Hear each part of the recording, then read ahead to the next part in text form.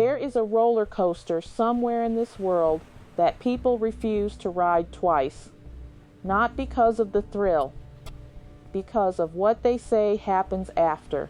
Welcome to one of the darkest corners of amusement park history, and by the end of this video, you are going to question everything you thought you knew about the line between excitement and something far more sinister. Let's talk about what actually happens when a roller coaster becomes something people are genuinely afraid of. Not the stomach drop afraid, the soul afraid. Throughout the 20th century, several roller coasters developed reputations that went beyond ordinary danger. Riders would report strange sensations mid-ride, not just fear, a sudden feeling of being watched, a cold presence sitting beside them in an empty seat. Workers at various parks quietly admitted they refused to operate certain rides after dark. These weren't superstitious teenagers. These were experienced mechanics and ride operators who had seen everything. Here is the part that gets genuinely unsettling. Multiple riders across completely unconnected parks described the same phenomenon independently. The feeling that someone else was riding with them, that whatever was pressing against their shoulder in that seat was not their imagination. Now think about the psychology here. Roller coasters work by bringing you to the absolute edge of perceived death.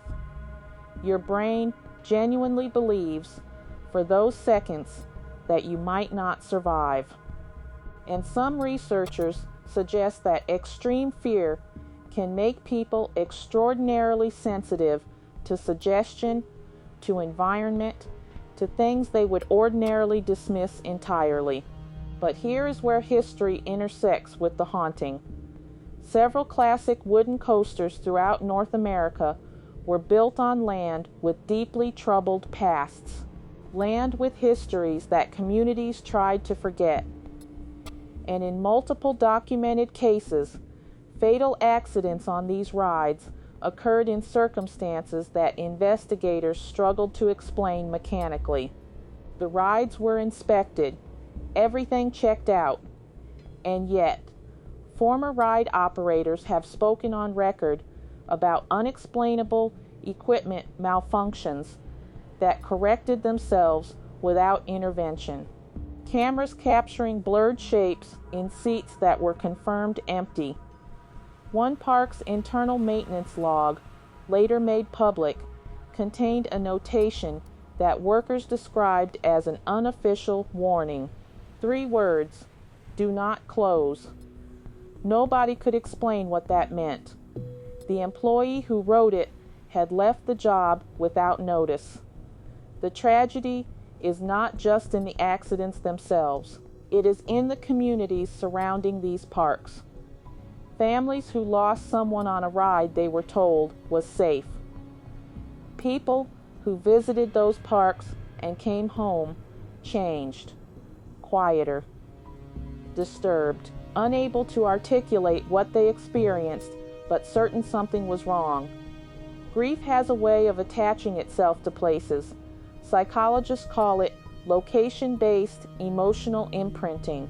The idea that intense emotional events, especially traumatic ones, leave something behind, something the next person to occupy that space can feel even without knowing the history.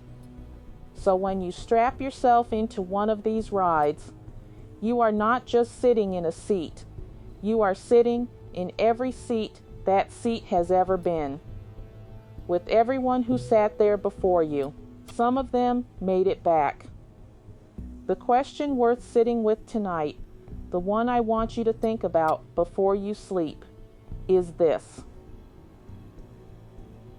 what exactly is a roller coaster collecting, one rider at a time?